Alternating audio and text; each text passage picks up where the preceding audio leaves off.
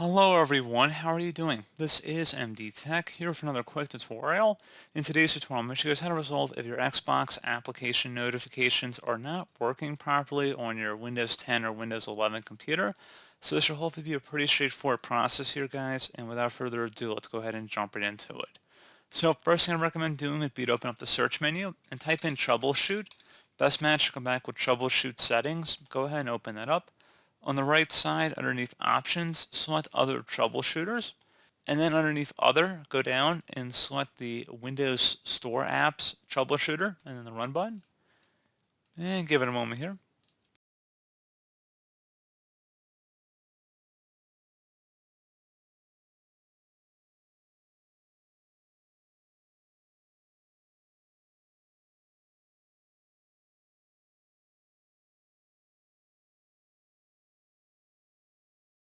And then I'd recommend following along with any of the on-screen prompts here, and then hopefully I should have been able to resolve the problem.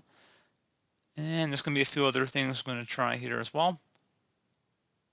So again, hopefully it should be able to resolve the problem. In our case, it just wanted us to sign in with a Microsoft account, which is perfectly reasonable. Most of you guys should not be having that message. I'm on a local account, so that's why. But anyway, so go back underneath System on the left side, go ahead and left click on that. And then on the right, select the Notifications tile. And up at the top, make sure the Master Control Notifications is turned in the on position. So get notifications from apps and other senders, make sure that's turned on. And then if you have to scroll down the list, if you see Xbox down here, which it doesn't show in our case, which it may not in yours either, go ahead and make sure that's turned to the on position. Another thing we can do here as well, if you select apps on the left side, and then underneath apps, select apps and features, and in the apps list field, go ahead and search for Xbox. You want to select the Xbox application, select the three-dotted icon, and then advanced options.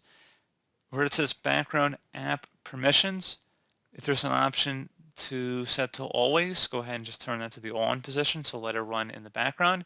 Where it says let this app run in the background, click on the drop down. Make sure it's set to either always or power optimize recommended.